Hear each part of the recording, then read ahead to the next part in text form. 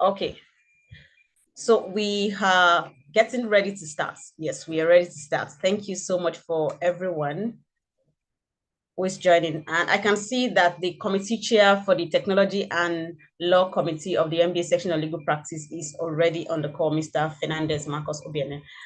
So, Mr. Fernandez, we'd like to take your opening remarks so that we can kickstart the session. Yes, good morning, good afternoon, rather, everybody. This is one of the sessions that I'm perhaps the most happiest to be in.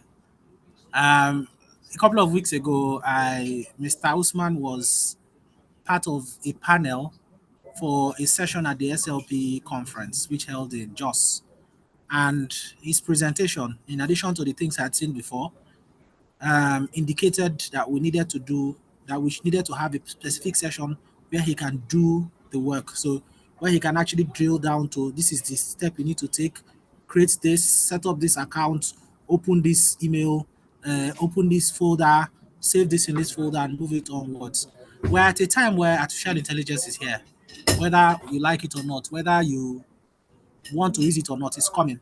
And if you don't learn it, when people complain that their jobs will be taken away, the actual fact is if you don't learn it, your job is likely to be taken away. But if you learn it and learn how to use it, you're able to do your work faster. You're able to do your work faster, and because you're able to do your work faster, you retain that your job that you're doing. So I'm very grateful to the speaker for agreeing to join the session. I'm also quite grateful to all of you for attending. We've had over 1,300 people registered for this session. I expect the attendance to start in the next few minutes. While we're saying that, please, if you've not registered for the NBA-SLP, please do so. The website to register is nbaslp.org. Um, that's the first part. Then the second part is please do well to register. There are a number of events we do. Some are free for members and not free for others. Some are subsidized for members. Some are free for all. So the number of events you need to join to be able to benefit from this. If you like this committee's work and you want to join the committee, you also have to be a member of the committee. That means you have to register for the session. What's more, a link will be shared during the session. All our programs are updated and live on Facebook, on our Facebook channel. So a link will be shared soon. Use that channel to go through this session, all the previous sessions, anything you need to know, go through them. We are going to go live in it every Thursday, every week. We are doing a different session. Next week, another practical session on how to use a different form of AI. I think is arbitration. The following other week, we are drilling down to the basics, how to use this individual prompt guide, what you need to do, etc. So I thank you all for your time. I'm not going to take too much of it. I'm just going to clear the way so that the people that you came to see will speak. Once again, thank you all very much and have a wonderful event. Thanks. Thank you. Thank you so much, Mr. Fernandez. Thank you for that. So yes, we are about to get started. But before we start, I can see that Mr. Ibrahim Sule is on the call. Actually, he's been here before now. So I'm just going to take a very brief profile actually, of Mr. Ibrahim Sule. Ibrahim Sule is a distinguished legal practitioner with a wealth of experience and expertise. He holds an LLM from the prestigious University of Birmingham and boasts 5 international practice diplomas from the College of Law of England and Wales, now University of Law, London. As a Chevening Scholar and Fellow of the International Bar Association, his career is marked by academic excellence and significant contributions to the legal field. He was a former director of academics and former head of litigation department and the Nigerian Law School Kano campus. By the way, he was my lecturer. Yes. CEO and founder of eLaws Consulting, LawGPT Africa, and Law.AI, leading the charge in integrating technology with legal practice. He is the head of chambers at Alnas Law Consult, Kano State, demonstrating leadership and profound legal acumen. His scholarly contribution, Mr. Ibrahim has authored and presented over 50 papers, both locally and internationally. His work primarily explores the dynamic intersection of the legal profession with internet technology and artificial intelligence, positioning him as a thought leader in these evolving domains. He was called to the Nigerian bar in 2003, bringing over 2 decades of experience to his practice. He is a renowned Chevening scholar, underlining his academic and professional excellence. He is a fellow of the International Bar Association, highlighting his commitment to global legal standards and practices. Like I said earlier, he holds an LLM from the University of Birmingham and advanced legal studies from a top-tier university, and 5 international practice diplomas from the College of Law of England and Wales. Ibrahim Sule's career is a testament to his dedication to advancing the legal profession through education, practice, and innovation. His leadership roles and scholarly contribution make him a pivotal figure in the legal community, both in Nigeria and internationally. So, distinguished ladies and gentlemen, learned silk, learned seniors, and colleagues present, please make welcome Ibrahim Sule for his presentation. Mr. Ibrahim, you have the floor.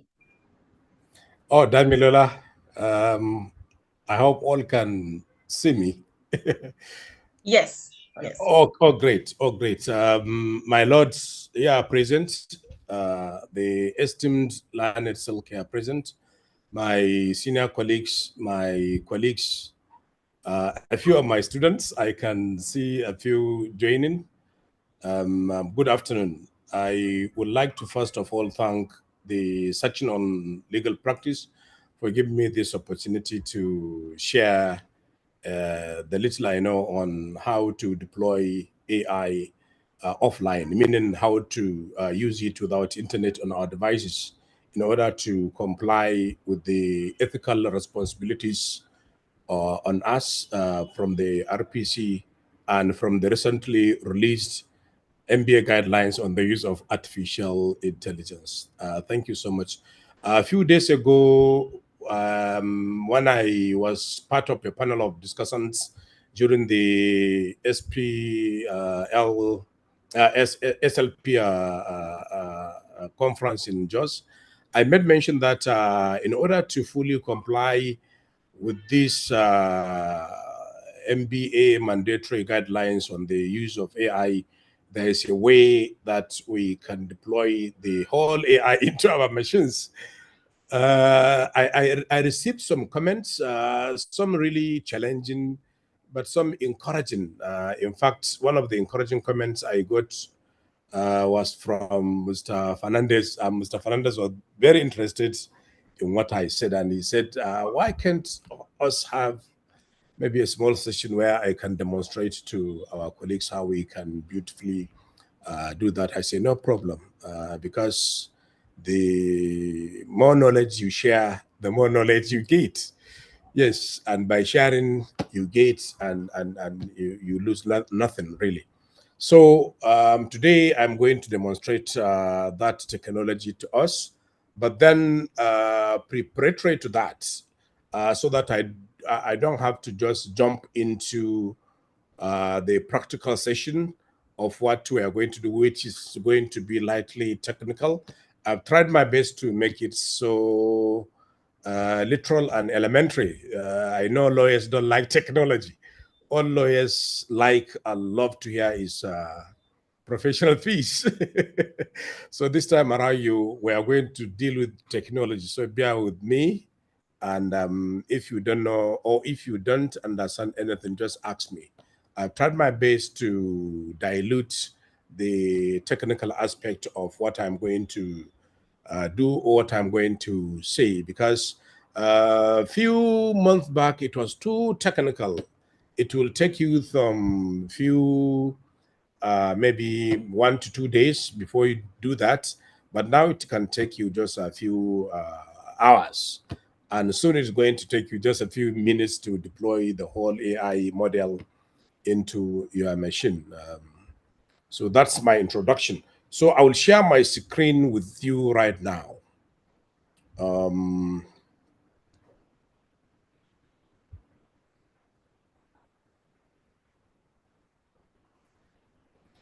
Yes. Can you see my screen? Yes, sir. Oh, great. So let me go straight to make the presentation. Yes. Can you see the presentation on your screen? Yes, sir. Oh, great. So Or you might need to, I think you might need to put it on slideshow or make it in presentation mode so that it takes the entire space of the screen. Okay. I'm using Canva to make the presentation, but let me see if I can do that. because from my own end, I'm as well recording it. Okay. Is that okay like this, or I have to change the pattern? I mean, if you can be bold, if you can be bolder, If it can be it will bold, be yes, okay. nice.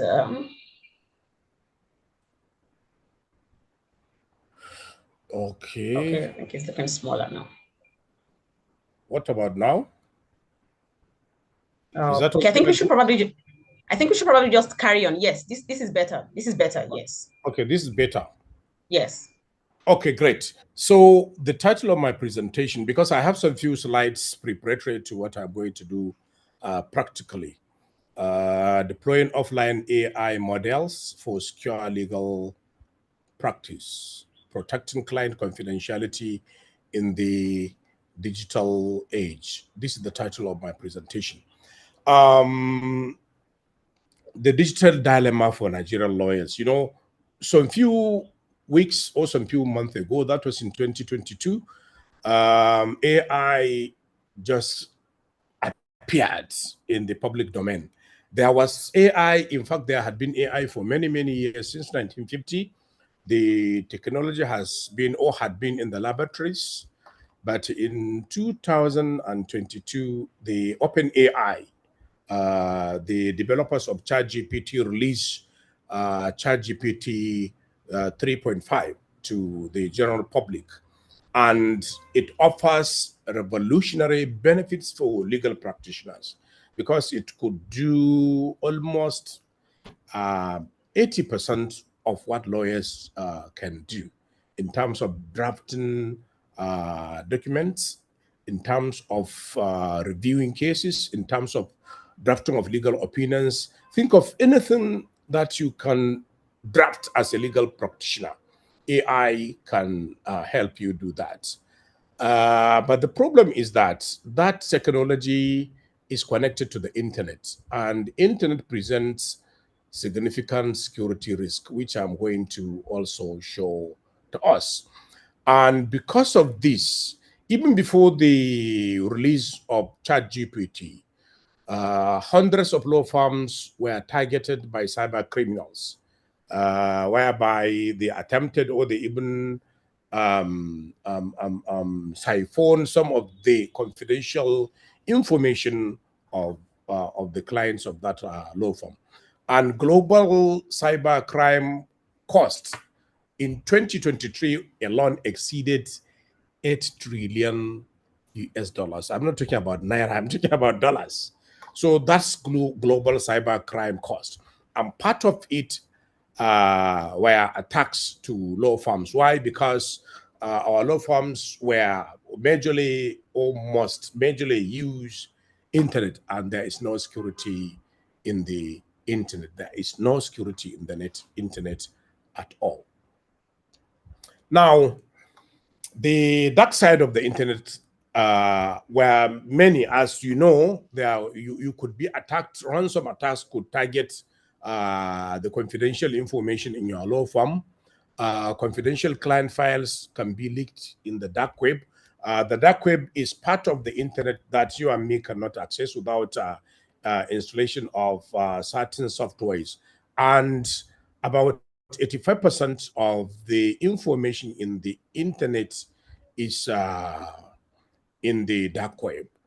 Phishing attacks, exposing legal strategies, scalability for global operations, man-in-the-middle attacks, interception, data mining of sensitive. These are some of the dark side of the internet, meaning these are some of the risk inevitable in the use of the internet, especially by legal practitioners or lawyers, because we are dealing with private and confidential information of our client, and they are likely to be stolen, they are likely to be intercepted, they are likely to be breached. And then on one hand, the rules of professional conduct mandated on us to preserve client confidentiality, and therefore lawyers must safeguard all client information. And then in addition to the RPC mandatory preservation or mandatory responsibility on us to keep and preserve our clients' confidential information and data, then with the coming of the AI in 2023, in 2024, that was last year, the NBA released what is called the NBA guidelines on the use of AI, which is also mandatory for all lawyers in Nigeria to comply with. Failure of doing that mean that inevitably we are going to be faced with certain disciplinary action, and also our clients may likely institute an action against us when they discover that some of their private and confidential documents they entrusted in us is released somewhere in the internet to the general public because we are using internet. So legal practitioners all over the world are between the devil and the deep blue sea. On one hand, they are mandated to ensure that they keep and preserve all the confidential information and private data of their clients. And on the other hand, for them to be updated with the digital information around recently, especially the AI, they have to be using some chatbots like ChatGPT, Cloud, Gemini, Copilot, which are connected to the internet. And because they are connected to the internet, it's very likely that those of their clients' confidential information and private documents can be hacked, can be the correspondences can be intercepted by a third party somewhere. So I have listed some few problems with the cloud-based AI, like the ChatGPT, Cloud, Gemini, Copilot, and in fact, 90% of those chatbots are cloud-based, meaning they are internet connected. And because they are internet connected, client data is transmitted to their remote servers. They have like a storage somewhere where they transmit all what you chat, all what you interact within the chatbot is being stored and transmitted. It is being transmitted and stored in their remote servers somewhere, and information logged and used for AI training. So whatever information you put into those chatbots, whatever interaction you are going to make, the AI is being is retaining those information for the purposes of retraining and retraining the AI to familiarize itself with what you do and to remember what you really have done previously, so that you keep on interacting with it. And the data stored often, the data often is stored outside Nigerian jurisdiction. Nobody can even tell you where exactly all your interactions in the ChatGPT, in the Gemini, in the Cloud or Copilot or any other AI machine or AI platform is being stored. So when AI confidentiality fails, what is going to happen? I've cited a few examples, like in 2023, law firms' AI assistant leaked settlement details of hundreds of some clients' details. And in 2024, legal research tool exposed client strategy documents to the world.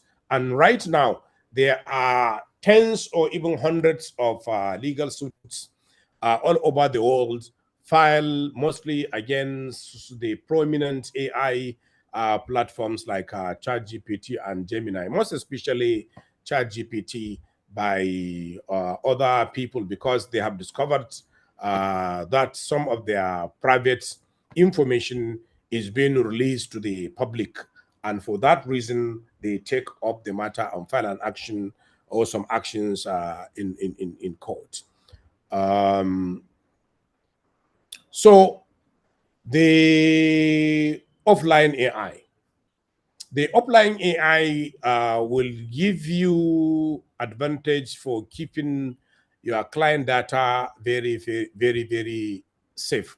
Why? Because the offline AI models run entirely on your local machine.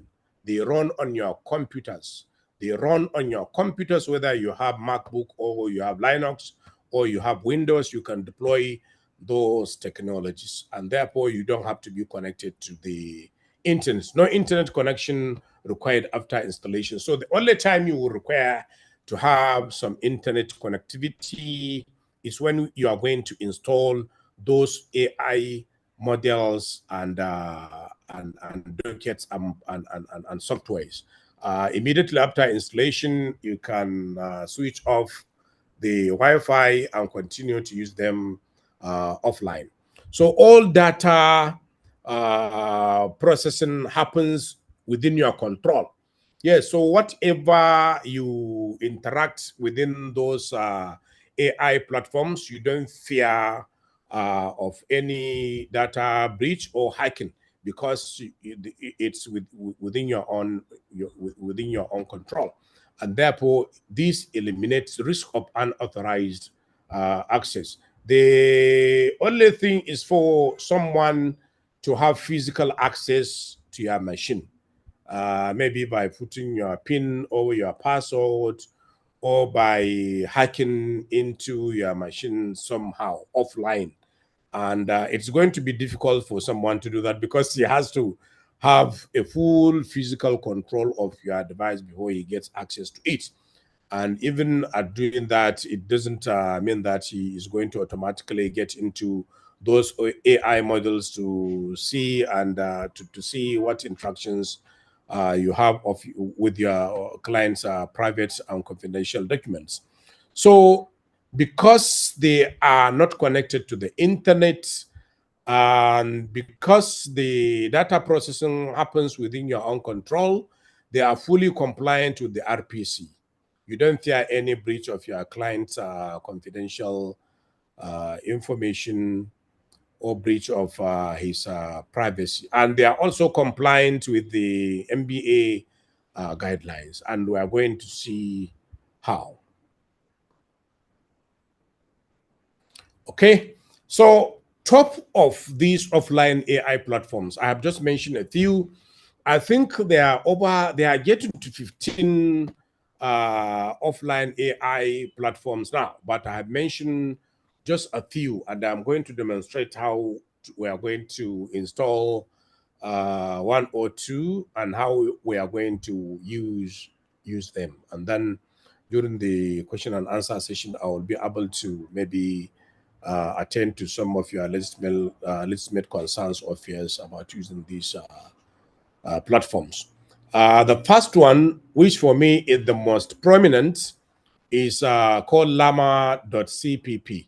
I've given the web address there. So all you are going to do is just to click on the link and it will take you to the website and you'll see by yourself how you are going to deploy and install it. And then there is the second one, which I think is also good because it will enable you to even attach documents and create your own knowledge base of the documents you would like to maybe fine tune the AI model you have installed on your machine. It's called LM Studio, and I have also given the website address. And then the Olama. This Olama, I think, is the mother of all, because with Olama, you can deploy any AI model into your machine. Though the interface doesn't look friendly, but then what matters for a lawyer is to get the information.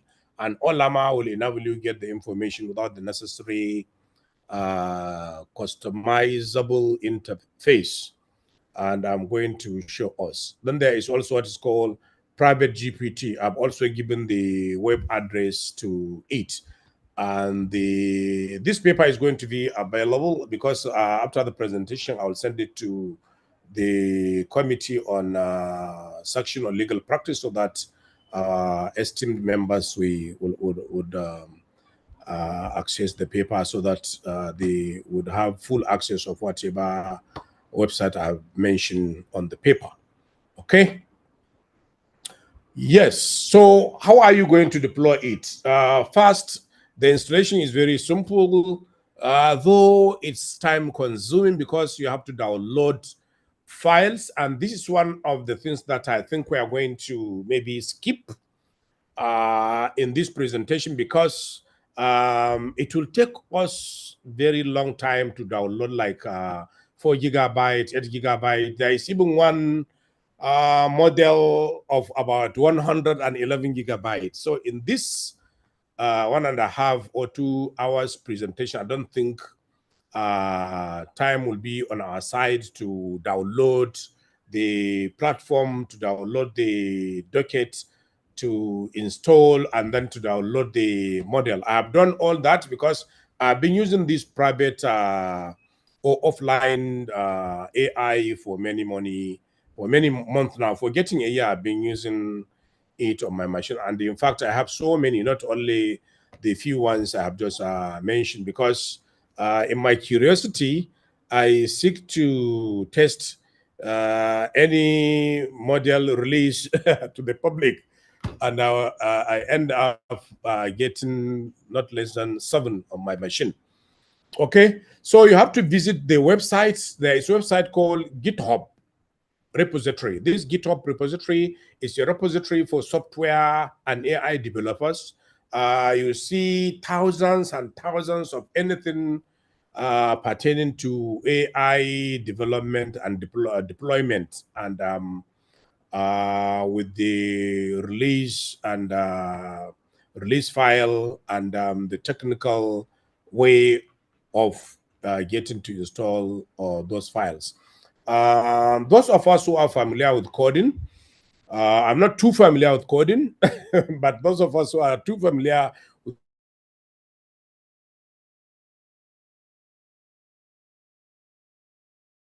know.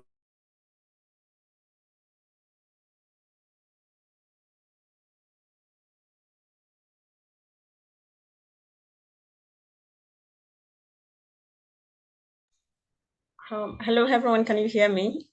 Looks like Mr. Ibrahim is having a bit of technical glitch. Apologies for that. So just give him a few minutes to fix that.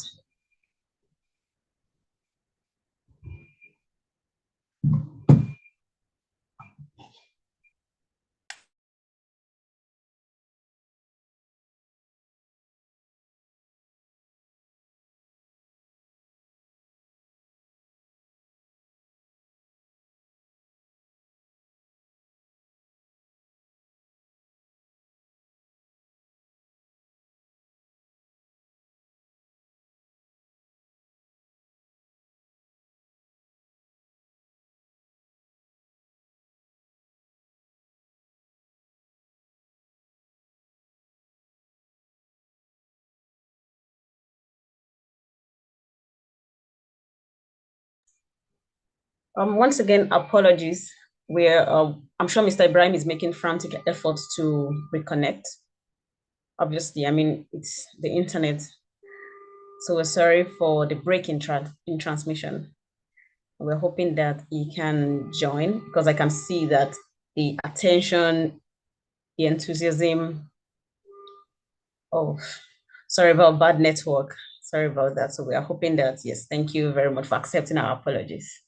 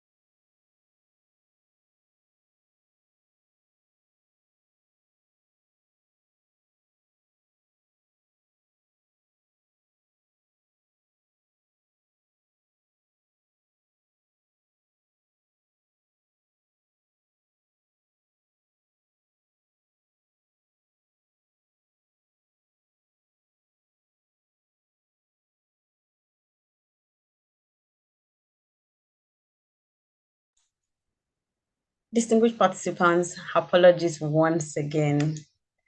Mr. Ibrahim is having very bad technical challenge with his internet. So I'm sure he's working very hard to fix that. So we apologize for that. And we're hoping that as soon as he's able to rectify it, he will be back to join the call. Thank you.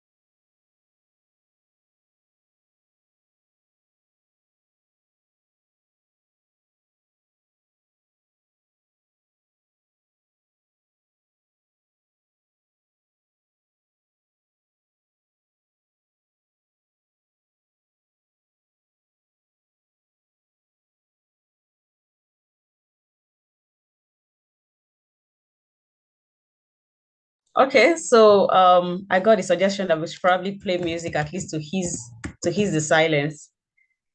All right, so let me try to see if I can play music. Oh, just a minute. So once again, okay, I'm probably going to have to apologize like 52 million times and more for this. And I'm hoping that everyone understands. I mean, I was so wrapped up in the session, I was having a good time, really. I almost did not even notice when the internet went off or when it dropped off the call.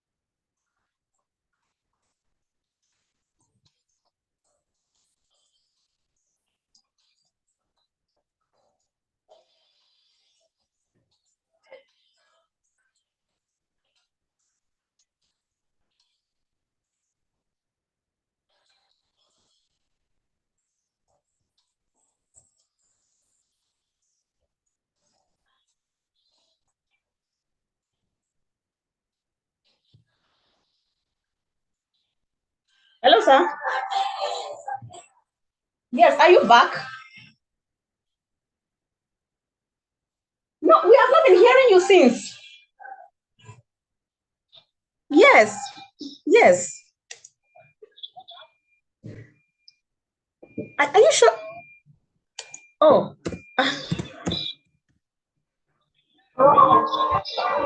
Because I'm not even sure you're still on the call. I think you should check if are you sure you're still on Zoom? I think you should check. You're no longer even on the Zoom network.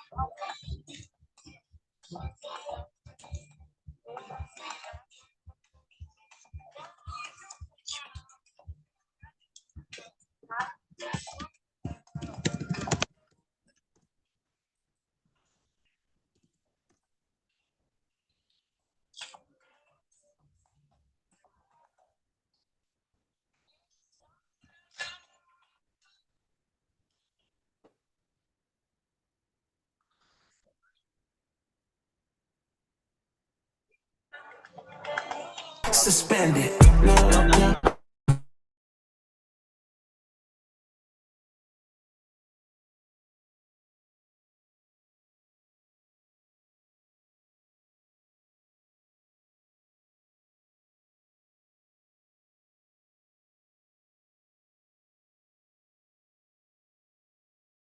They wanna give her the circle. They wanna give her the perfect style. She come through with a joystick.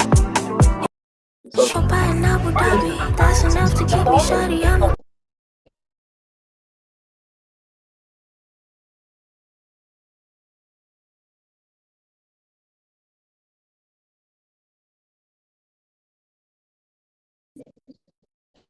I don't fuck with you regardless. Wrap a blunt and keep me started, hold the fire like nobody. Thank you so much. Yes, thank you. Thank you so much, everyone. Thank you for your patience. Okay, Mr. Ibrahim is back. And oh, thank you. Thank you to everyone in the chat box who has been helping us to, yes, at least calm everything. So thank you so much. Mr. Ibrahim, please, you have the floor again. So we lost you at where you were trying to give a list of the offline AI models and a particular one that you have been using. I'm sure you were already trying to wrap up your presentation at that point so that we can go into the demonstration session. So yes, please, you can go ahead, sir. So you lost me long ago. Yes, a long time ago. Oh my goodness. Oh my goodness. I didn't realize that. I wouldn't have gone that far. Okay. So let me go back to the presentation and where I stopped. Okay.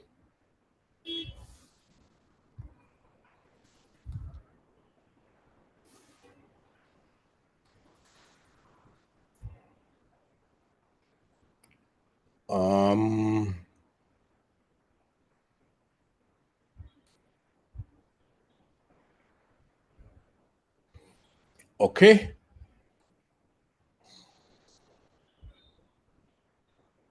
So can you see my screen now? Yes, I can. Yes. Oh, great. So I think I stopped here. I stopped here, didn't it? Yes, yes. Okay. So, oh my goodness. Okay. I hope you are all with me. Okay. So I said these are some of the top line AI platforms that you can deploy on your machine. The first one, which I think for me is the most prominent, is called llama.cpp. And then the LM Studio, and then the OLLAMA, and then the private GPT. There are many of them. I think currently we have like 15 to 16 offline AI platforms, but these are the most prominent ones. So how do you install? The installation process is you have to visit the official website. You just click on the links that I provided in my paper.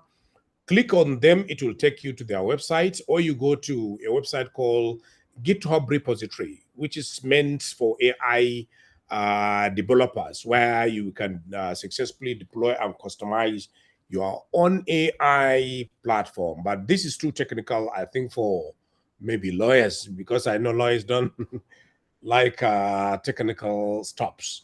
So you download the installer if you go to the official website, or if you go to GitHub repository, you can clone it yourself with certain technical maneuvers. So after that, you install the required dependencies. Dependencies are like the rooms where those AI, offline AI platforms can be customized to look like ChatGPT or Gemini or any other prominent AI platforms. So after you customize or you download, I install the dependencies if you want, because you must not install any dependency, and I'm going to show us how. So the next step is to download the AI model weights. I call them AI model weights because they are huge.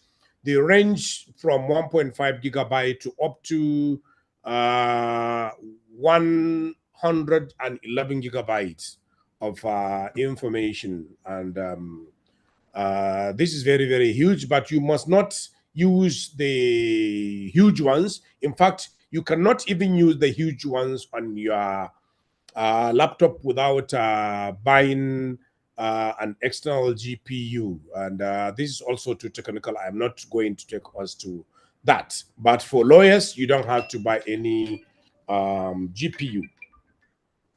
And then you download the AI model. After you download, you just start to interact with them offline. Okay. Now, the hardware requirements. What do you need to run these offline AI models? The minimum RAM for your laptop should be 8 gigabytes. And now we have laptops with 8 gigabytes up to 64 gigabytes RAM. So the minimum should be 8 gigabytes. Mine is about 16 gigabytes. That's why it's really faster. And then the recommended will be 16 gigabyte because you have to have a bigger RAM for your AI model to run fast. And then for larger models, if you want to have larger models, especially from maybe 20 gigabyte, you have to run them through a dedicated GPU. And this is too technical for a lawyer. You don't have to even do that. And the storage will be from 10 to 50 gigabyte of the model files that you can download. And that means you would have the storage in your laptop, empty storage, free storage of your laptop from 10 to 50 gigabyte. And then you can operate, or you can operate it, you can run them on either Windows or MacBook, that's Mac OS, or even Linux. Most of us don't even see Linux in their life, but then we majorly use Windows and Mac OS. And now the practical example to setting up or on setting up Olama. So you just visit this website. I'm going to show us how we are going to visit Olama. You download the installer, then you open. If you have MacBook, there is one application on MacBook called Terminal. You can use Terminal in coding, and you can use it to install, to download any huge software or application and install it using some command prompt. And I'm going to show us how. And sorry, after you go to the Olama website, you have to download, you install. After you install, you now run the installer, and then you open your, because the Olama has to be running, has to be working and running at the background before you start running the command in the terminal. This is very literal, non-technical ways of doing it, and I'm going to show us how. Now, what you are going to run is you go to terminal, for instance, you open terminal, you type this, run Olama. Sorry, you run this in your terminal, Olama pull Minstrel. Minstrel is one of the prominent AI, offline AI platforms that you can download. By pulling, it means you are commanding terminal to download it, and I'm going to show us how. And after it's downloaded, it will now indicate it in the terminal that it has successfully finished and downloaded it and install it. Now you can start using Olama by commanding Olama run Mistral. If it's Mistral, Olama run Gamma. If it's Gamma, you install Olama run, for instance, Mistral, Gamma, Phil, or Llama 3, or any other AI offline AI platform. And I'm going to show us how.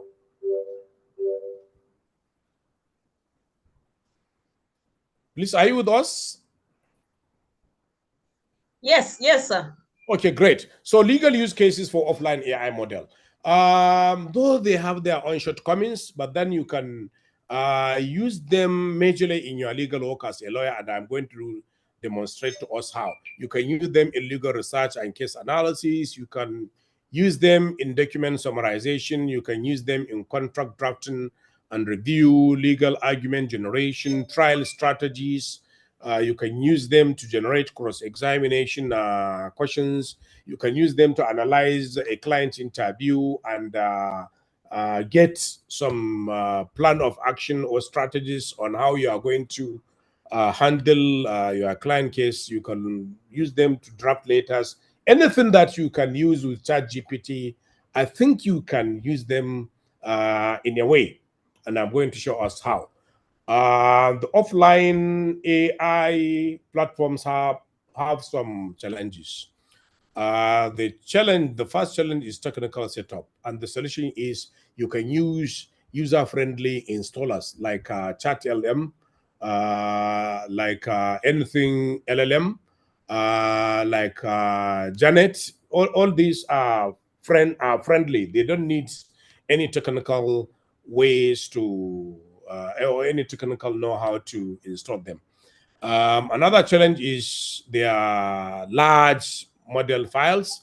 They are large in the sense because, or in a way, because some run from 2 gigabytes up to 111 gigabytes and up to even 150 gigabytes. But then you can use the smaller ones as a lawyer. And soon I think we are going to have those that are customized based on professional. Lawyers should have their own offline AI models, and so that lawyers can use them to handle their legal services.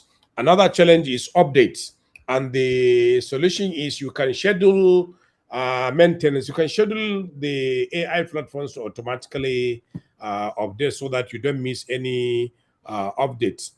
Another challenge is limited features, and the solution is you can use them locally to fine tune them. The more you use them, the more they understand you. The more you interact with them, the more they understand, and the more instructions or prompts you give inside them, the more they understand how you want them to respond. So this offline AI platform, in my view, have made NBA AI guidelines, because NBA AI guidelines requires appropriate safeguards for client data. And because they are offline, they provide maximum data protection. You don't have to be connected to the internet to use them. You locally process the information so that you ensure full confidentiality and privacy of your client's information and documents. And they meet your duty under RPC, that's duty of technological competence. Yes, and they also, using them, enable you to demonstrate your commitment to ethical practice. The future for secure legal AI. Soon we are going to have smaller and more efficient models. And let me tell you, I have been trying even to deploy AI models, not even on my laptop, but also on my handset. And it's very, very possible. And I'm going to do that. And it's very, very possible, so that I can be chatting without being connected to the internet. I will deploy the appropriate model in my tablet and in my handset, and I'm going to use them accordingly without being connected to the internet. And that's what the future is holding for us.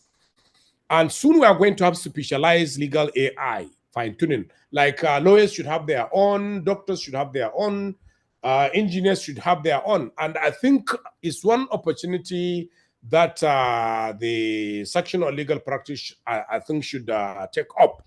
Let's combine our effort and let's put our heads together to have our localized Nigerian-based offline AI for our legal practitioners to use on their machines and then later on their handsets. And that's very, very possible if we are going to put our heads together. On-device speech recognition. Soon they are going to be capable of speaking. That they will be capable of recognizing what you tell them, just like what Gemini is doing. And you are going also, soon we are going to have models with secure document analysis. The current models don't really analyze fully the documents you upload to them the way ChatGPT, Gemini, Claudia, and others do. But at least they give you the summary of any document. They also lightly and nominally or elementarily analyze any document you upload them. And soon we are going to have Nigerian legal corpus integration. That's what I said before. Soon we are going to have our Nigerian one. And I think this is an area that I have been working. And if there are people that we are going to collaborate, I think I'm free to do that. Okay, implementation roadmap. So as a lawyer, you have to get yourself ready. You have to commit some few resources. I think the only resources you would have to commit, I think, is a very compatible laptop with the specification I have just mentioned, and then some few maybe data, some few amount of money to buy data that you are going to download, and then you start to implement them. The first month, you have to select the platform and install it. The second month, you have to train your staff and test the platform you have installed on your machine. And the third month, you have to develop usage policies in your law firm. What are you going to do with them? How? Who is going to do this, when, and for whom? And the fourth month, you fully implement the AI platform in your law firm. And the 6th month, you should from time to time review and optimize and fine tune, because the more you use it, the more it understands you, the more it familiarizes itself with what you would like it to do for you.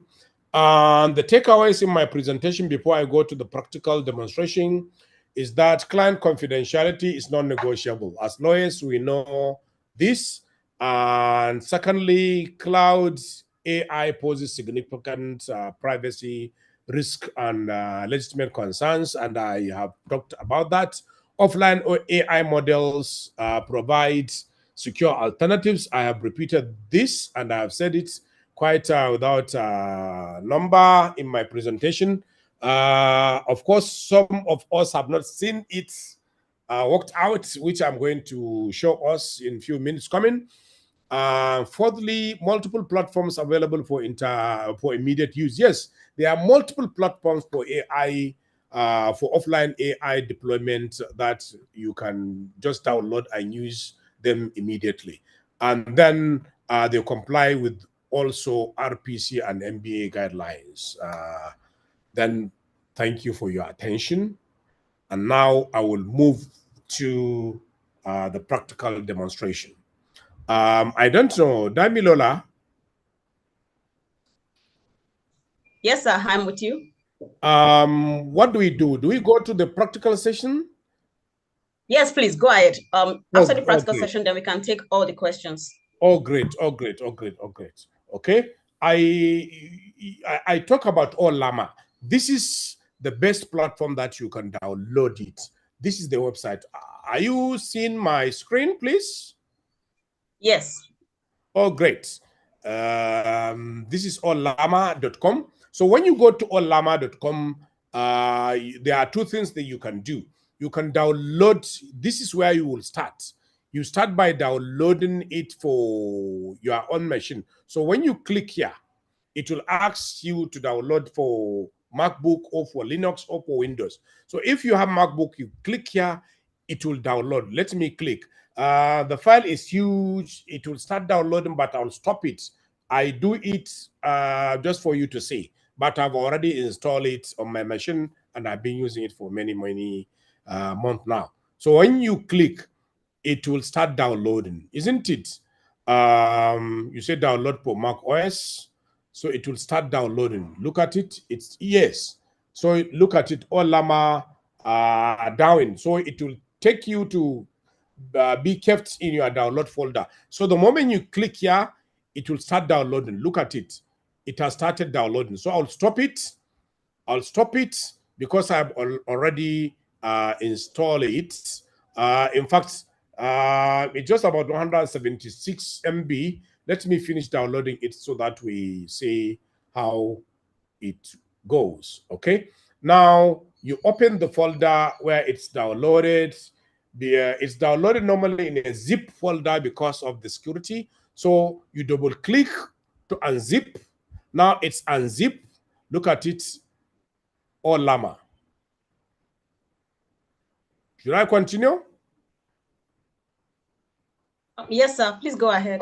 Okay, good. So I have MacBook and my demonstration is based on the MacBook usage. So you double click on Llama.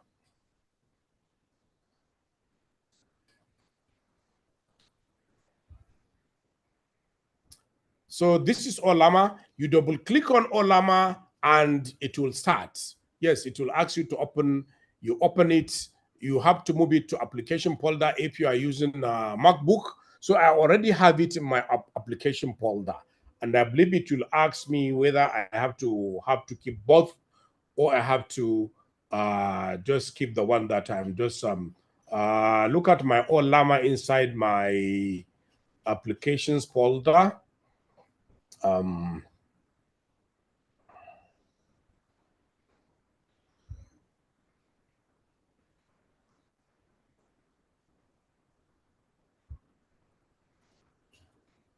Yes, this is Llama. So you double click on Llama and it will start. When it starts, you just leave it to be running at the background. You don't have to do anything unless you want to use it in a way where you are going to install a Docker for you to be able to customize it. Otherwise, you just click on it and it will start running. And the second thing is for you to go to what's called terminal. So you search for terminal and you go to terminal. Yes, this is your terminal. This is your terminal. Yes, when you go to terminal, yes. Okay, let me clear my previous conversation so that it looks finer.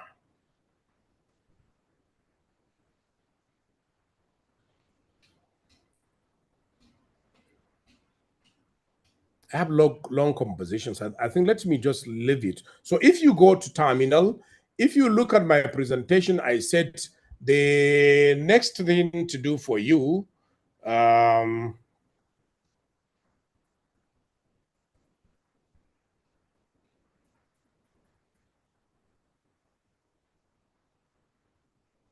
okay, so these are the models that you are going to download after you install the terminal. You click on the models here. Okay, so these are the popular models here. You can see Gamma, you can see Wen, you can see DeepSeek. The minimum or the smallest DeepSeek is the one with 1.5 billion parameter. And the highest one is one with about 171 billion parameter. This is very, very huge. You can run this on your machine. So you can seek to download the smaller ones, or you can download Llama 4. This is the model developed by Meta. Yes, this is Llama 3.3. This is Phi. This Phi is developed by Microsoft and is about 14 billion parameter. The Llama 3 is quantized really, but the list you can have for it, I think, is 70 billion, the one with 70 billion parameter, and this one with 70 billion parameter, I think is not really huge. It's just about, they said, look at the size, 43 gigabytes. This is the size. And the latest one is also 43 gigabytes. Yes, so let me be very, very non-technical here for you, because you can see the information is lengthy. I don't want you to suffer. So what you do is just to copy this command, run Olama. So if you copy it, now you go to your terminal, you paste it. You say, oh, Llama, run Llama 3.3, and you say enter. So if you have it installed, like the one I have on my machine is already installed, it will ask you to continue to interact with it because it's already run. But if you do not have it, it will now go to download it. So let me maybe say, what is law? Because I already have it. I wish I can show you, I can switch off my Wi-Fi here for you to see, so that you agree with me that it's completely running offline. Damilola, how do we go about showing our participants that I am really doing this offline? Is it possible for you to turn off your Wi-Fi from your hand? But the challenge is that we'll also stop hearing or seeing you. Exactly. Well, Yes, they just have to believe. They just have to believe that they are doing it. So they need faith. They need faith. No, I think what I'm going to do is simple. You know what I'm going to do?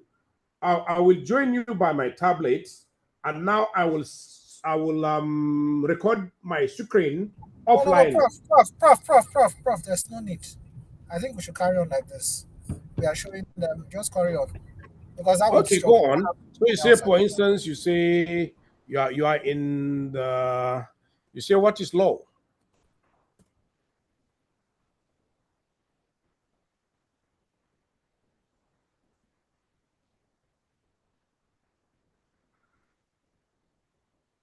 So look at the response, just like what you do in ChatGPT, or you say, maybe let's give a prompt that I am a student of Bayero University, Kano.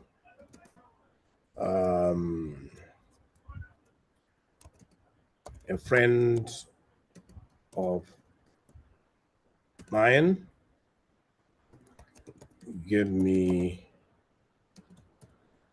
a loan of 30,000 naira, and when I didn't pay, he took me to the police. They detained me for 3 days and didn't take me to court. By Nigerian law, what are the,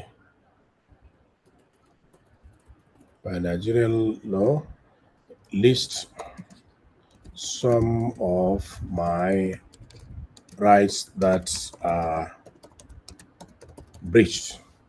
Okay, so this is a small prompt. So look at the response.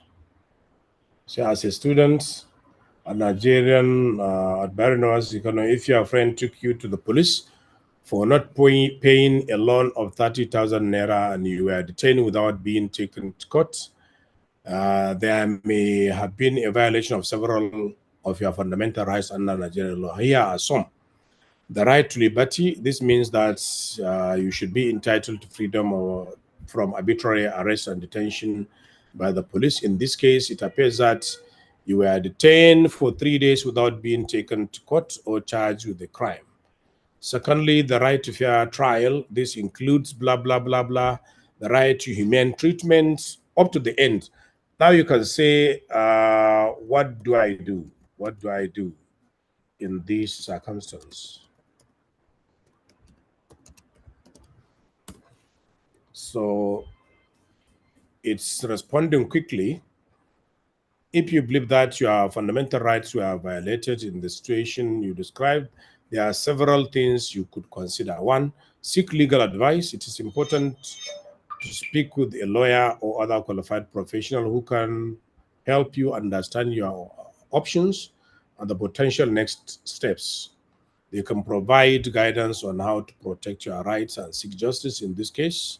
Two, file a complaint, blah, blah, blah. Three, take legal action depending on the details of the case. You may be able to. Okay, these are the pieces of advice it's outlined. Now you can see drafts a letter of complaint for me. You have to state the details of what happened, the sections of the Constitution breach, and the remedies I am seeking from the police.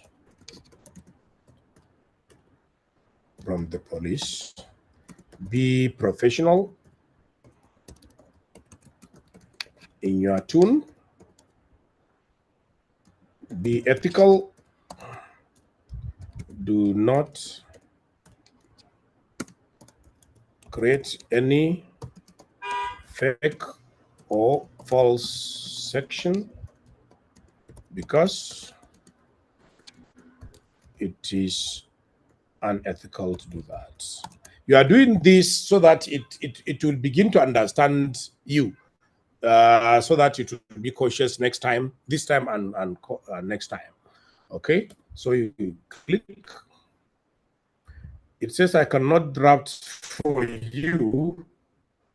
I cannot draft for you a letter of complaint as I am artificial intelligence and do not have personal experience or the ability to sign legal documents. However, I can provide you with a template of a letter of complaint that you can use as a starting point. Here is an example.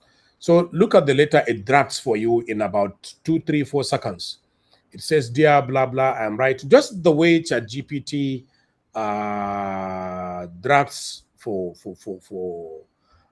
you. So if you have any other thing that you can continue to interact with it. You can continue the way you can, or you do with the, let's say, draft a sales agreement between Mr. Sani Oba, the seller, and Mr. John Peter, the buyer of a house at number 25 Mushin Road, Surulere, Lagos, at the sum of 40 million naira, let's say 250 million naira. Yes, 250 million naira. And the buyer paid the deposit of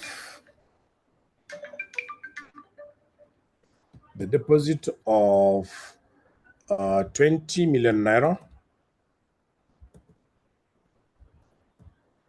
and undertakes to pay the balance in a month's time.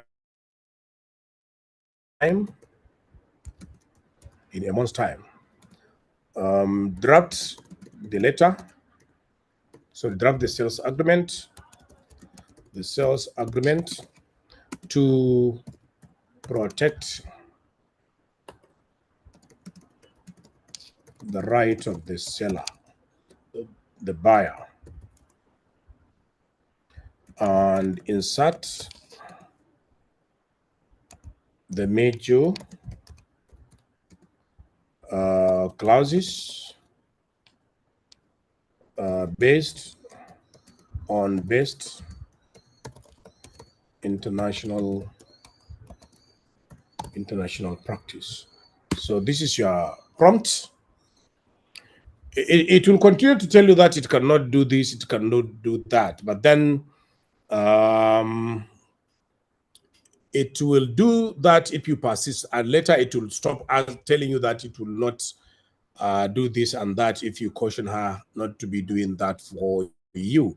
And this is the agreement, the proposed agreement that's it's drafting.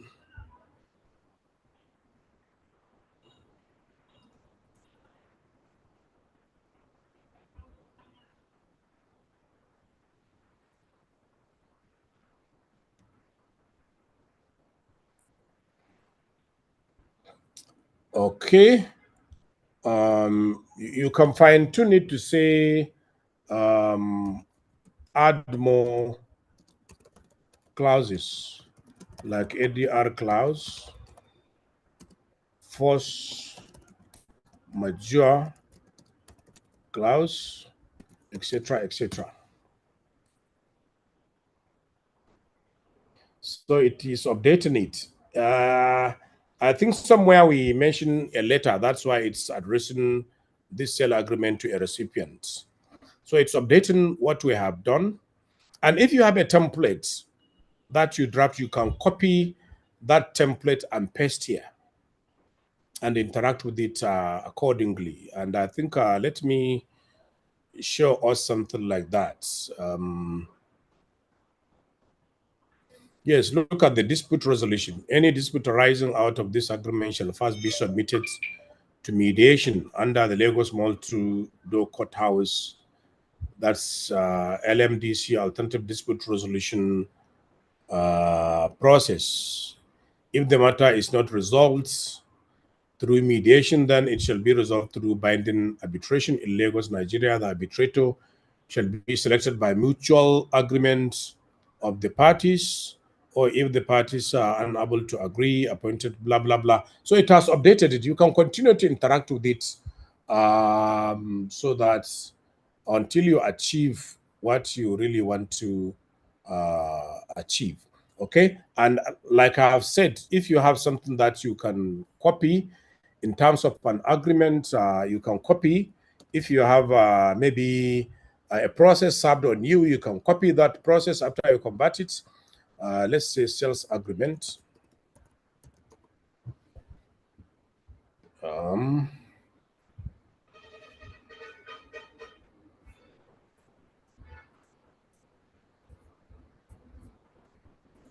Okay, let me get something that I will paste for you so that you can see. Yes, I've drafted this sale agreement yesterday. This is a deed of assignment. Let me copy it. Okay, this is a sale agreement I drafted just yesterday. Control All, Control C. Let me anonymize this sale agreement because there are names all over it. Let me anonymize it so that I don't as well breach my client's confidential duty. Okay. So let me anonymize it before I paste it so that you people don't see what I have written. Okay. I will say F, replace. Okay. So replace it to X, replace all. Okay. And this is the seller. C, I'll replace this.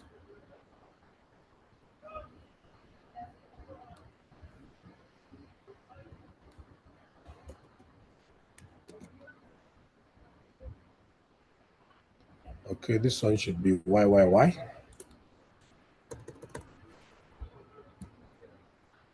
Okay, it says zero replacement. Okay, sorry. Let me see. I don't want you people to see.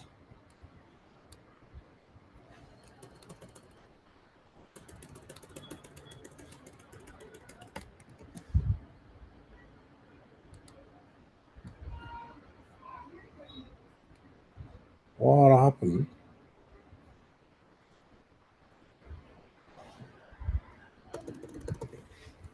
Okay.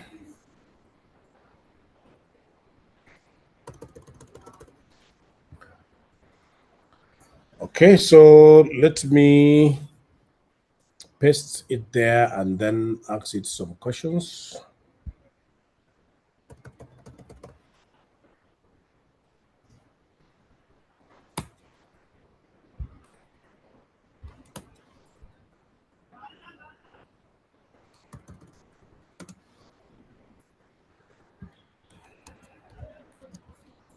So you copy it, you go to your terminal, now you paste. Yes, and now you can command it to fine tune this agreement and insert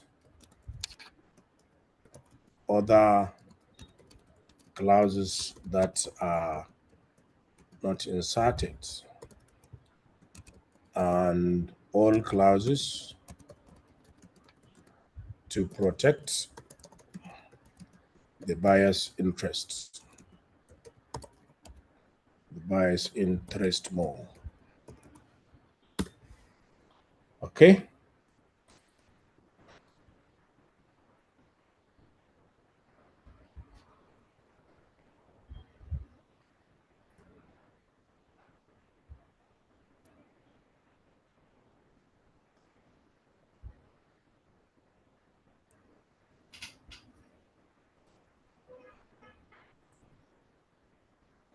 Okay, it started. Here is an updated version of the land sale agreement with additional clauses that may be relevant to protecting the buyer's interests. So look at how it's fine-tuning it. It's making it finer than the way you have drafted it. So you can draft any document. Suppose you are served with the statement of claim, the writ of summons. So you can first, for instance, scan it, convert it to what, copy it and paste it. And you also paste or draft your own side of the story. And now you command it to draft a statement of defense, for instance, and you continue to interact with it until you get a better statement of defense that you can finally file and serve the other party. Or you can get a whole lot of cross-examination, maybe a witness statement on oath served on you, and you are seeking to have for instance, the best cross-examination questions based on the processes you file and you are served from by the other party. You can ask it for the cross-examination questions. You can ask it to give you like 20, 30, 40, 50. My friends and esteemed seniors, if you ask this AI to give you 120, 20,000, let's say 1,000 cross-examination questions, it will give you 1,000 cross-examination questions based on the facts you have just pasted inside it. You can use it to draft your appeal processes as well. You can use it to draft your appeal processes. But all what is matters for you, if you are using this kind of offline one, I'm going to show you the other one, but this is faster and more secure because it's just within your own machine.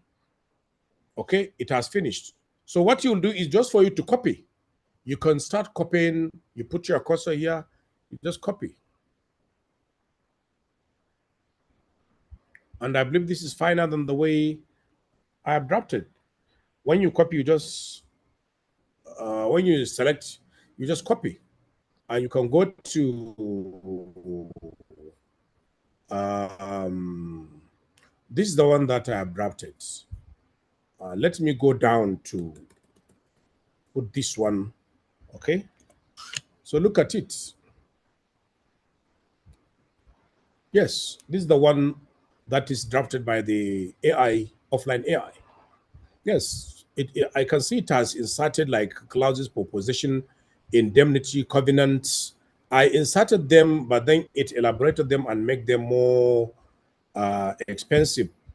It added many from A to G, and then warranties from A to H, and then dispute resolution clause from A to C, and then notices, entire agreement, and what have you.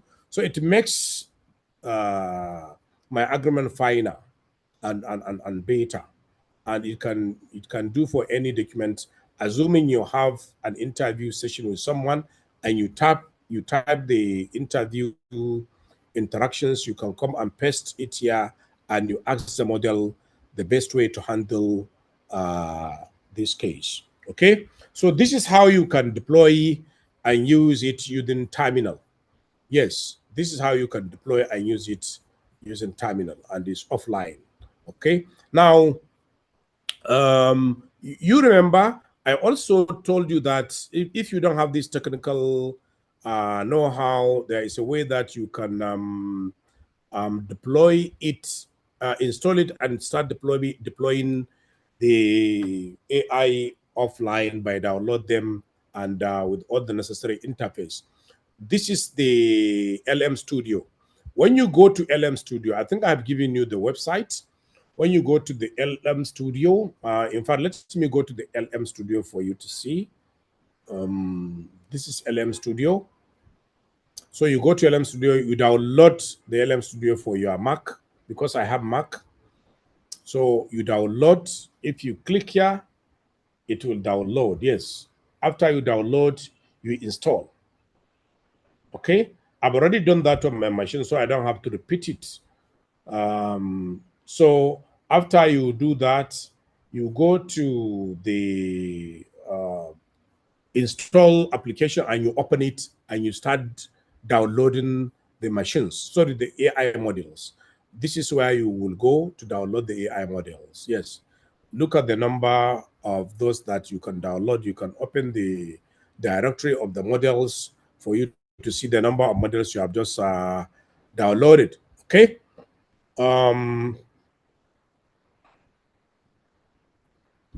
So when you download, you see the ones that you download here. Okay. Sorry.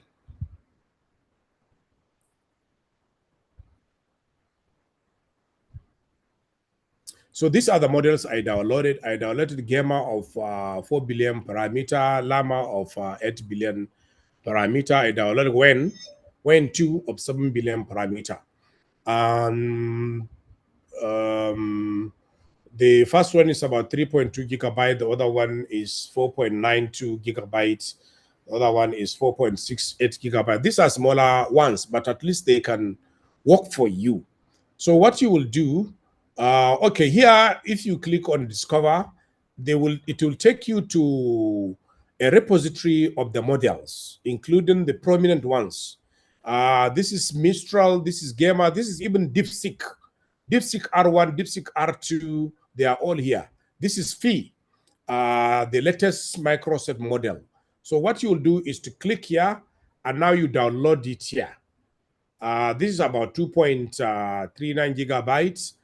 This is this is IR, this is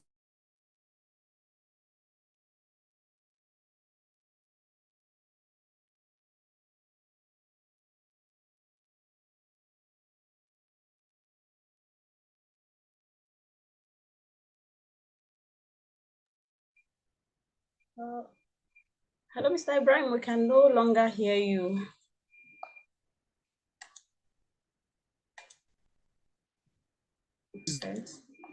Mistral I deployed on your machine. Download the bigger models, because this one is about 111 gigabytes. It will freeze your machine. And that thing, are you with me, please? Yeah, we lost you for a bit, for some minutes. Oh, what happened, please? I'm guessing it was your internet, but we stopped hearing you. But I think the conversation is still flowing. So what about now? Are you with me? Yes, yes, loud and clear.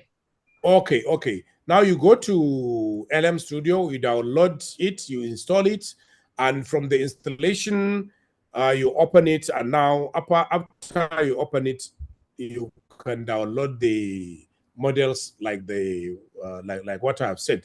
So after you download the models, you close the window, you go to chat with them. So this is the windows. You remember I have an agreement that I copied, so I just paste it here now, and I'll ask it the same question that I asked the other one I chatted with using terminal. Yes. So let me say, let's say fine tune this agreement and insert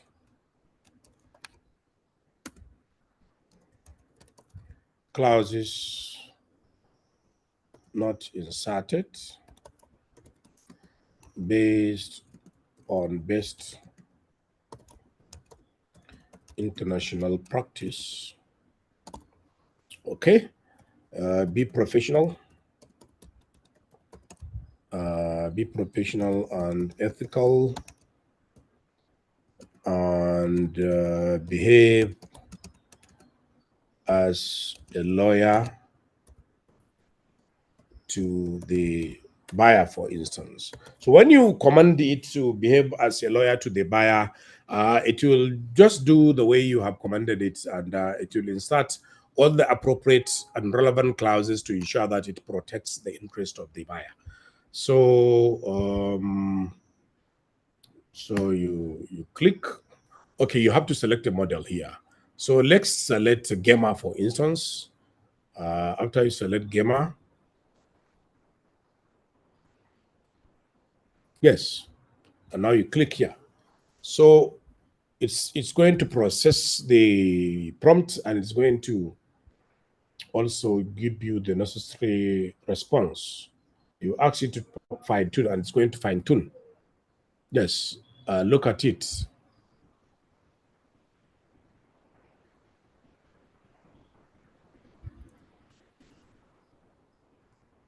So this one, it doesn't behave the way, because this is a thinking model. A thinking model, in a way, it's really analyzing even the agreement and responding to you accordingly, and it's giving you reasons why you should update your agreement based on what it has suggested. Yeah.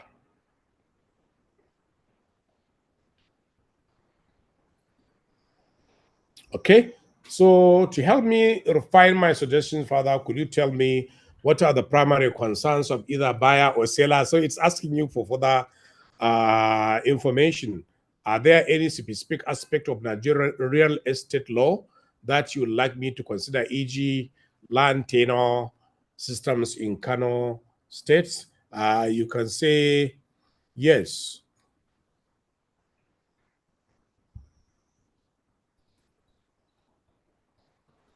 You can say yes. Consider land tenure system in Kano State and ensure the parties do not have possible disputes. Okay.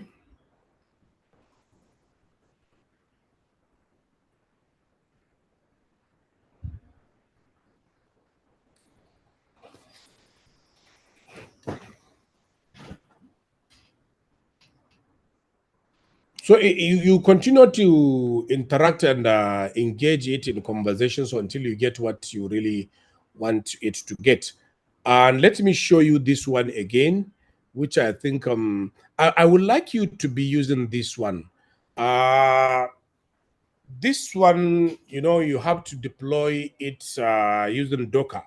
This is too technical, but I'll just draw your attention to it so that at your free time, you can start to study how you can successfully deploy Docker, because it will give you customized platform just like ChatGPT. Yes. Now you make Docker running, and now you open web. Okay, there are some internal errors. So let me close it and open it again. Because the address of your server. Okay, let me quit and do it again. Let me run Olama and do it again. Okay, it's asking me to sign in again.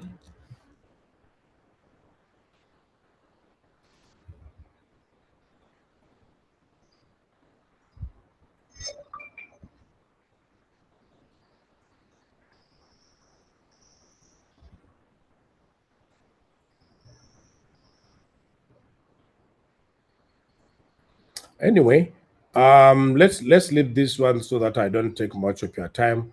This is Gen also. Gen is good. You can go to gen.io to download it and install it. Yes. Okay. I don't want to update it. Yes. Okay. So when you install Gen, you also have to go and download the model, just the way I have just shown you in LM Studio, where you will download the model you would like to use. These are the models that you can, not all models are available really, but majority of them, 90% of them are quantized, meaning they are made in a smaller chunk of sizes that you can download to your system and install. So you just click on download here, and after the download, you go to the chat section and you just start chatting. Let's say, what is law, for instance? What is law?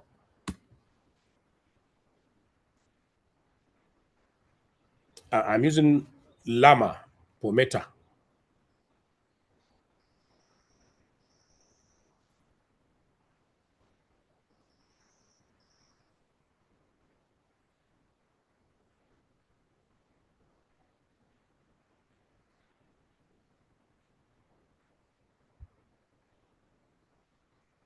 Yes, it has defined it. Yes, so you can change the model here by selecting any other model. I have Wen 2.5. I have Wen 2, which is about 7 billion parameter, and I have this DeepSeek here.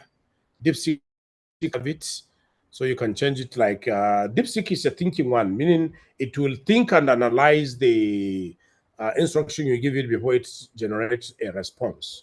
You say, what is law? For instance,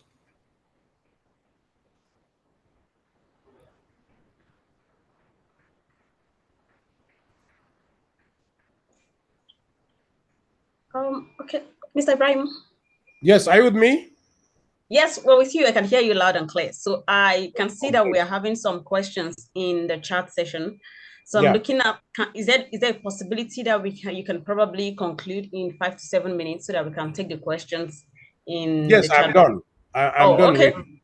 Yes, I'm done. I'm just Perfect. demonstrating some other models for you people to see.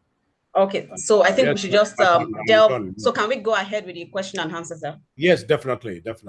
Okay, thank you so much. So I'm going into the chat box and I'm trying to pull up the questions. Yes. Okay. So chat. Okay. Oh shit! What I just do? Okay. Yes. Can you still hear me? Yes, I can. Okay. Perfect. All right. So I am going to start from, okay, so the last question I can see here is, can I get a list of the AI models and guide on how to install them? That's from Chima Amako. Please, the recording of this session is going to be shared. The session is actually being live streamed on YouTube, so you can also go to the NBA-SLP YouTube channel to access the recording of this webinar and all the previous webinars that the NBA-SLP Tech and Law Committee has hosted before now. Yes, thank you. Then from Tonye Jaja, apart from agreement, can LM Studio be used for drafting bills and legislation? So Mr. Ibrahim, would you want me to go would you want to take the question first? Like I go through all the question, or you answer each question as I ask?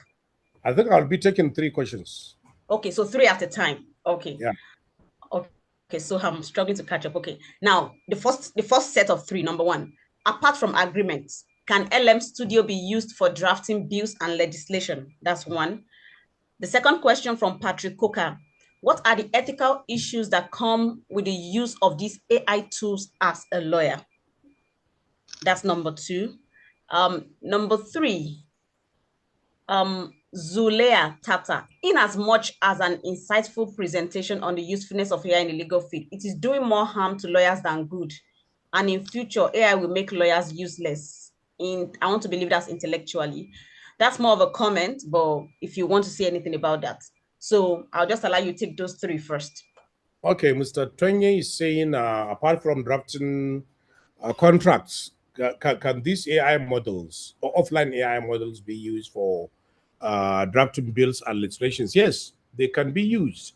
They can be used in a way, maybe if you want to review maybe a legislation, you can attach it to this AI model and start to conversing and transacting with it, asking it the possible, the ways to appropriately draft certain section, to maybe analyze critically certain provisions of the legislation and come up with a piece of legislation.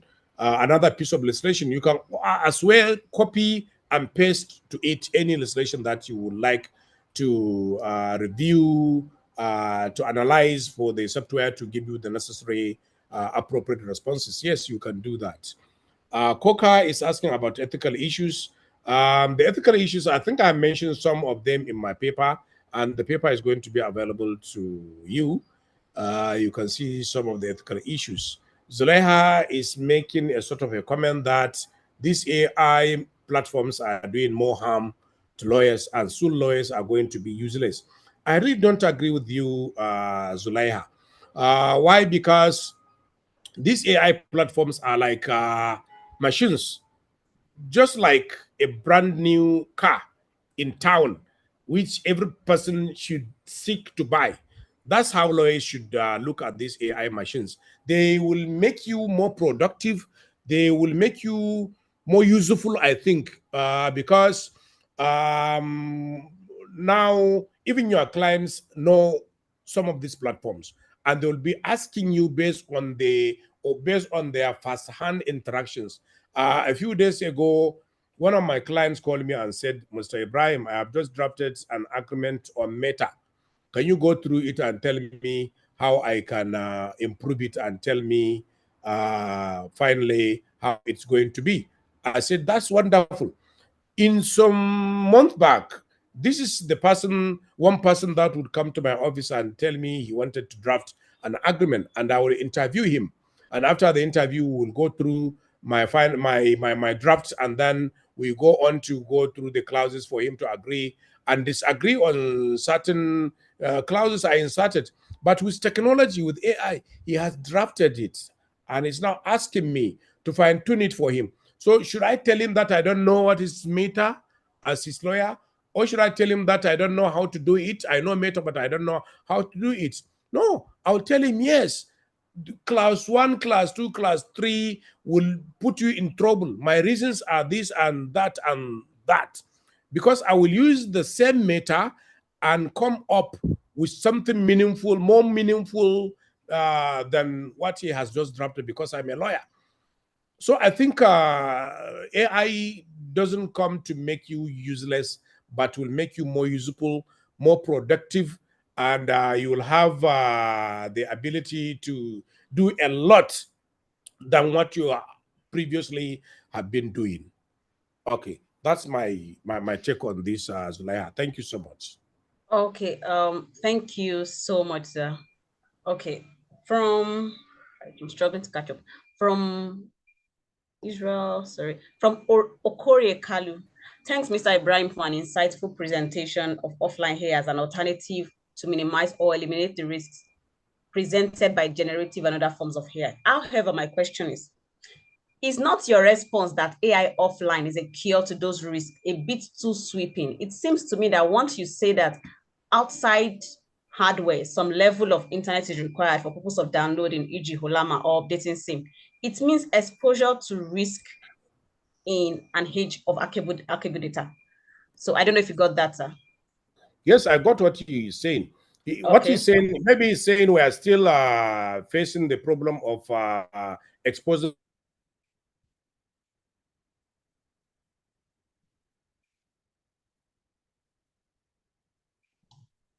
Hello, Mr. Ibrahim.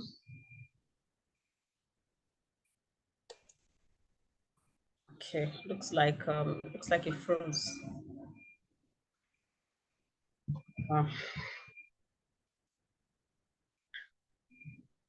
Internet is really, it's really after us. Client. The only time we are going to use the internet, once you finish downloading them, you start interacting with it. Yes, you are not connected to the internet. Expose your clients are reaching his your private your duty of preserving his privacy while using AI modules. Why? Because you use them offline. You are not connected to the internet at all. You are not connected to the internet at all. The reason why you see me on my machine being connected to the internet while making the presentation is if I go offline, you will lose me. You will not watch my presentation. But you can try it yourself. If you find time, do what I ask you to do and start interacting with these models online. So I don't really agree with you because the first and the last time you will be connected to the internet is when you are downloading these models and installing the platforms. The moment you are done, you are not connected to the internet. I challenge you, you can start interacting with them offline, and nothing is going to happen because unless you are connected to the internet, nobody is going to see your interactions with their clients' confidential information and documents. Okay, thank you so much, sir. Yes, Daniel. Okay, so I'm trying to look for other questions. Okay, someone had some questions. So a debate is going on in the chat box about the safety of the use of. So I'm trying to track where the conversation started. Okay, Israel Usman is saying, thanks for the presentation. Could you clarify what you mean by saying offline AI is secure? I think there is a difference between offline use of AI and security of data. The fact that offline model is available does not mean that data on work, prompts, diagnostic data, and AI usage are not being gathered. Cookies and upgrade also had layers of security risk. In essence, offline is not the same thing as security or privacy, and offline in this context may only mean that one is not connected to cloud services. It does not mean the laptop itself is offline. So he's saying, could you clarify what you mean by saying offline AI is secure? Mr. Osman, let me tell you, offline here means the whole laptop is not connected to the internet. Hear me very well. Offline here means the whole of your laptop is not connected to the internet. And you know, some people get shocked when I tell them that you can use these offline AI models without being connected to the internet. Try them. You don't have to be connected to the internet. You don't. It doesn't mean your platform is not connected to the internet. Yes, you are not connecting the platform. You are not connecting yourself or your laptop to the internet. So you are completely secure. You are secure because you are not connected to the internet. Your whole laptop is not connected to the internet. And because your laptop is not connected to the internet, even the AI platform is not connected to the internet. So you are completely secure. It's when you are connected to the internet that you get hacked. It's when you are connected to the internet that your correspondences and communications can be intercepted with. But this model are completely privately offline, my friend. They're offline. Try them, please. Go on, Damilola. Okay, I hope thank you. this will bring an end to your maybe debates. Well, I hope so because the debate appears to still be going on in the chat box. So You know, Mr. I have a Osman, personal question. I can run these models on my handset without being connected to the internet at all. On my handset, even on my Android machine, on my Android mobile phone, without being connected to the internet. This is technology. Yes, Damilola. Okay, so do you want to see? I have a personal question first. So now, Yes. when you use ChatGPT, you have the option of uploading documents. For instance, when you were trying to refine an agreement earlier, you had to copy and paste. You have to Yes. copy the agreement and paste. If you Yeah. were ChatGPT, I could upload that agreement and then Yes. give a prompt. So are you saying that these offline models, you cannot upload the document, I have to copy and paste? So I'm trying to understand upload that. document. Let me show you something. This is one of my models. This is, where is this one? Where is my LM Studio? I have LM Studio open here. Okay, let me look for it and show you something. LM Studio.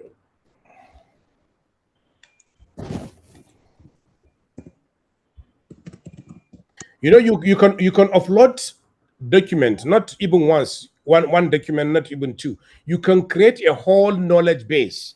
I'm creating a knowledge base on my own of about 2,000 law books and law reports. 2,000 law books and law reports. But I'm converting them in a way that they cannot be huge, and they will not be freezing the AI platform while I'm interacting with them. Let me go to LM Studio for you to see something that I would like you to see. You see one, are you watching, are you seeing my, okay, you're not watching, you are not seeing my screen. No, your screen is Okay, not let me showing. share my screen with you and show you something. Can you see my screen now? Yes. Oh, great. This is one of my offline AI platforms. Look at here. If you look at my console, there is one plus sign here. When you click on it, it will ask you to attach image or to attach a file, isn't it? You click upload a file. Yes. So you can choose any file like this one. This is a book on AI and the future of education, teaching in the age of artificial intelligence. So let's attach it to it. Okay, it says maximum conversation reach. It cannot add a file larger than 31 MB. So any file larger than this, it cannot add. But you can reduce the size of the file and attach it here, and you interact with it the way you interact with it by or through ChatGPT. Do you get it, Damilola? Yes, I Yes, understand. you I can understand attach you now. not even one file, not even two file. You can attach hundreds of files to offline AI model, especially the customized one with Docker. That one is too technical for us to be demonstrating how to install it by this session, because it will take you some hours to do that. But once you are done, you can create a whole lot of a database. They call it knowledge base. You can create a whole library by which you can upload hundreds of documents for the AI to be interacting with. And all these are offline. All these are going to be offline. Like this one, this GPT for all is another model that you can also interact with and attach documents to it. Okay. Mine is need some update. Otherwise, I would have shown you the documents I have here with it. Yes. Okay. Look at the documents I have here. This is law books. This one selection consists of not less than 300 law books. I created them in libraries and I called them law books. This is second law book. This is third law book. Each one is more than 100 law books. 100 more books, law books. This one contains negotiation books. So you can interact with them. You can interact with them the way you do by ChatGPT, and you can do that offline. Yes. So any other question? Yes, thank you so much. So I have a question from Janet Olawori. It says, what's Okay. the difference between this and notebook LM? Oh, great. Notebook LM. I think I have Notebook LM here. Let me share my screen with you briefly. Notebook LM is not offline. It's online. That's one difference. And secondly, Notebook LM is by Google. Notebook LM is by Google, and is free to certain extent, unless you want to create a source of more than 50 books. Notebook LM is online, but this one is offline. That's the major distinction. And Notebook LM is customized by Google. This is Notebook LM. This is Notebook LM. Yes. Thank This you. is my own Notebook LM, and this is the library I have created in my Notebook LM. This library, this one contains about 50 AI books in my sources. Look at them. I have 50. I think I have getting to 1,000 law books in my Notebook LM.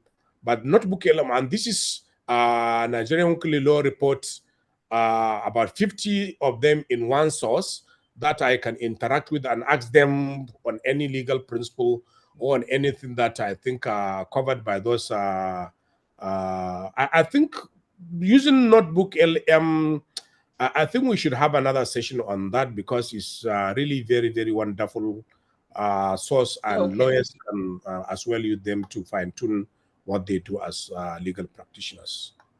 Definitely. The Tech and Law Committee will look into having, because we really need to explore the all the AI opportunities that lawyers can take this advantage of. Notebook LM is wonderful. I'm telling you, it's wonderful. Even ChatGPT is wonderful. It all depends on the way you use them.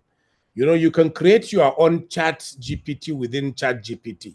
Create your own to suit your own services as a lawyer. You can create your own ChatGPT and call it legal drafting. Create another one, call it court processes. Create another one, call it legal opinion and consultancy. And you give it, you customize it to be responding the way you would like it to. You upload hundreds of documents to it, and it will not even go outside those documents you ask it to use. So even ChatGPT is wonderful. Very wonderful, I'm telling you. Very wonderful. Thank you so much. So someone asked a question that I'm trying to fetch someone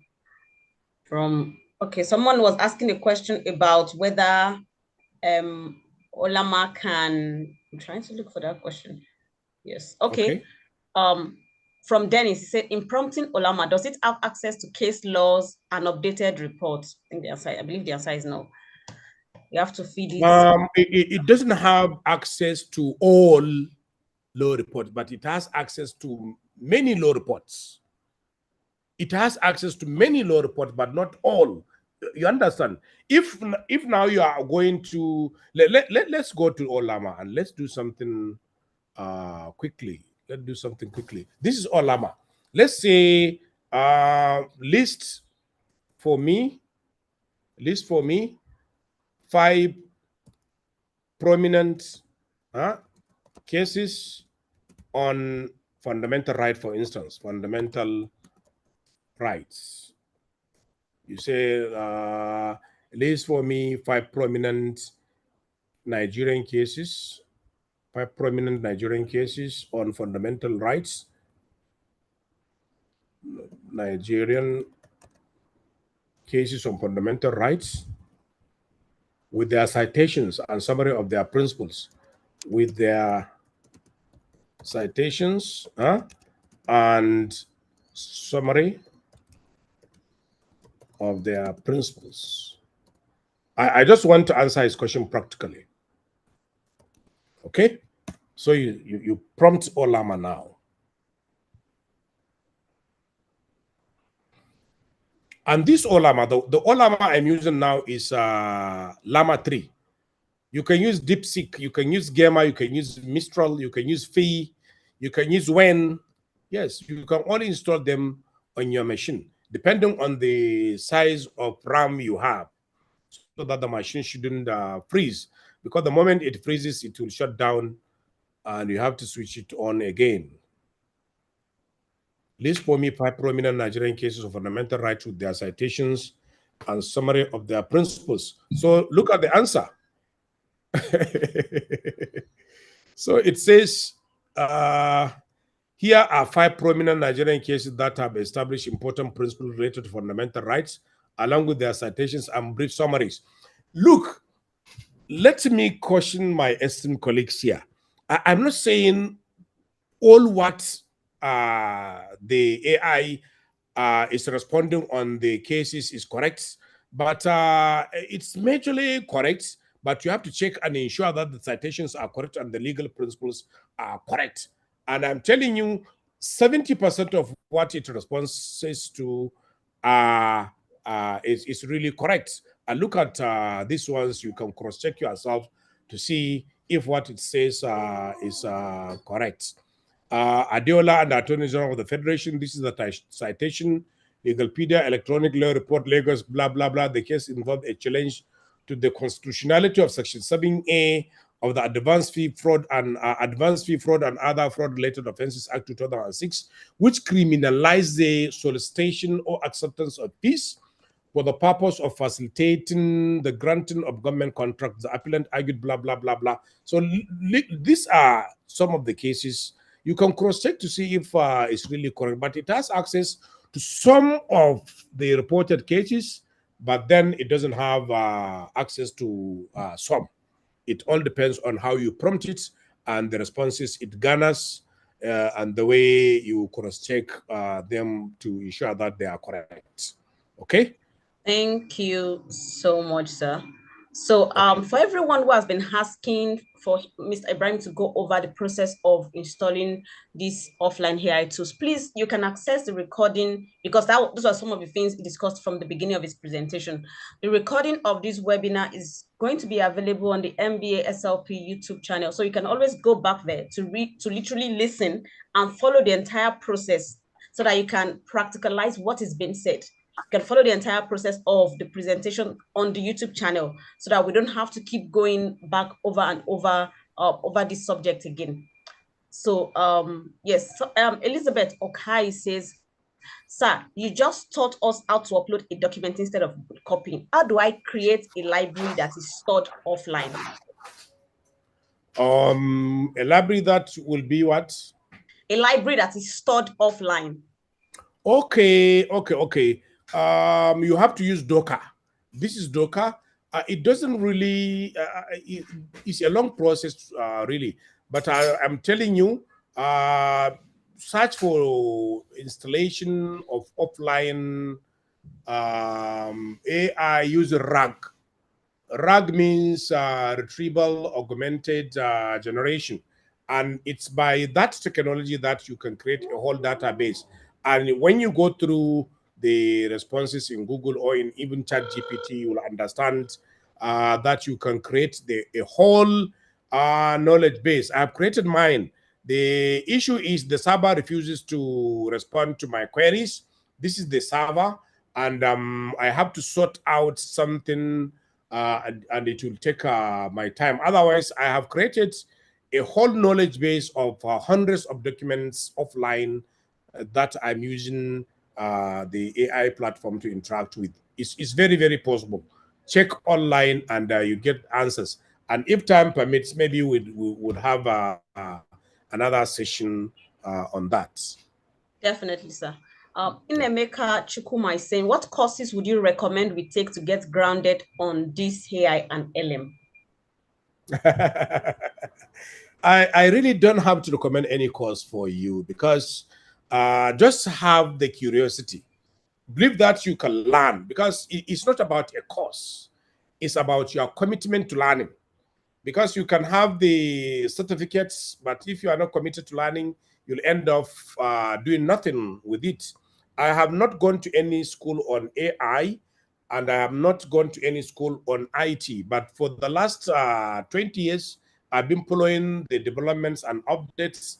And alhamdulillah, I am really trying my best to catch up with the developments, and I learn a lot. And I write a lot on that. I have many papers published in Nigeria and abroad on the use of artificial intelligence, on the use of IT and internet by legal practitioners. My first publication on that was in 2012. That was my first publication about 13 years ago, and I've never gone to any school. So don't worry about going to school. Just have the curiosity and search the internet, go to YouTube for anything that you don't understand and download the videos. Be patient to learn. You don't have to go to any school or to have any certificate before you deploy an AI or before you even master the prompt or before you even be very, very productive while using AI in your legal service. Just be curious and be open to learning and collaborate with people who know so that they can take your hands to know a lot of things you don't know. If I tell you any course, it's like I'm telling you to waste your time, waste your resources and energy, because it will take you years for you to learn if you are going to do it by course or through any certification. But you can practically do it online. There are many online schools that you can enroll even on YouTube to learn all of or many of what I'm talking about. And we also have our own academy that we offer free courses for now for desiring legal practitioners, and for now it's free. Yes, thank you. Thank you so much, sir. So like Mr. Ibrahim said, get curious, be interested, dig into learning, and most importantly, apply yourself to it. University of YouTube is always there. Exactly. Now, this is the last question we're going to take, because we are really like, normally our webinars are like an hour, 30 minutes. And in today's case, aside the technical glitch we experienced, it has really lasted on for much longer. But then we understand that's because it's a practical session. So this last question is from Usaina Gambo. And the question is, how different is this from Law Pavilion and others? Okay, Law Pavilion, I think, is online. Secondly, it's not free. You have to pay. And thirdly, I have not been using their own AI platform really, so I don't know how their AI is. All what I know is AI Law Pavilion is not free and is internet connected, and we are talking about preservation of clients' confidential data and information. So the best is not to go online really. Yes, I don't want to say anything about their AI platform because I have not used it before. We made some presentation with Mr. Ope, about 2 or 3 presentations with him. He's a good friend of mine, and I know they are doing their best to deploy AI on their platform, Law Pavilion. But I have not been using. I have never used it really, so I don't have to say anything about it. Thank you. Okay, thank you so much, sir. And then Mr. Sheyi Olaoye shared the link to a Microsoft course on AI for beginners. So this is buttressing what Mr. Ibrahim said, the fact that some of this knowledge is literally just available free on the internet. We get curious as lawyers and we apply ourselves to it. Just devote time and get interested in the process. Okay, so should I share our own platform for free courses on AI? Yes, please. You can post it on the chat in the chat box, sir. So that great. Oh great. So let me do that. So it's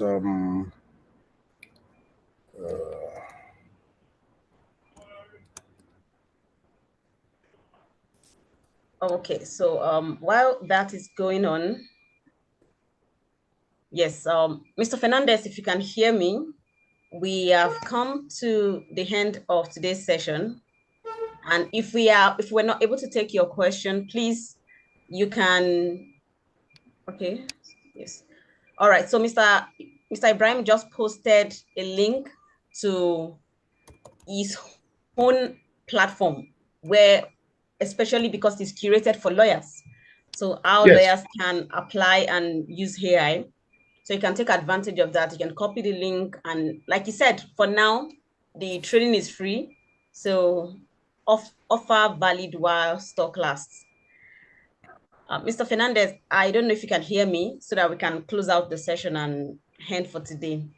But we are definitely assuring you, our participants, that we are hoping that we can have a couple other demonstrations on the use of AI for lawyers, both online and offline. Yes.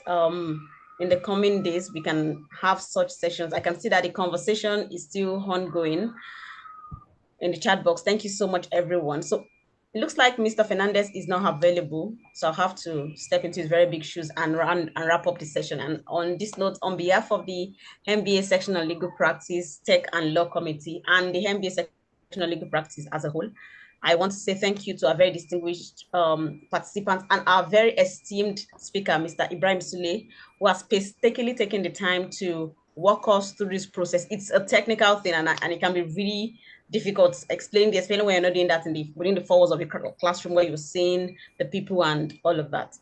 So thank you so much. And once again, like we announced earlier, if you're yet to join the NBA-SLP, please join the section. We have events like this and many, many, many more.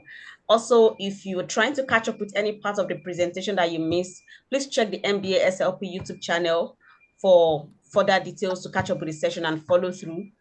Thank you once again. Yes, the link is in the chat box for Mr. Ibrahim's academy on AI for lawyers, if you'd like to take advantage of that.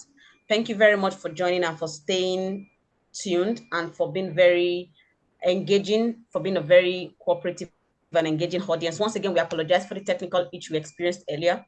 Thank you so much for your time. And on this note, we hope to see you again. We do this every Thursday. The Tech and Law Committee, we have our webinars every Thursday. So you're going to see the circulation for the next topic that we will be discussing. And we hope that you make the time to join us. Thank you so much once again and enjoy the rest of your day. Bye-bye.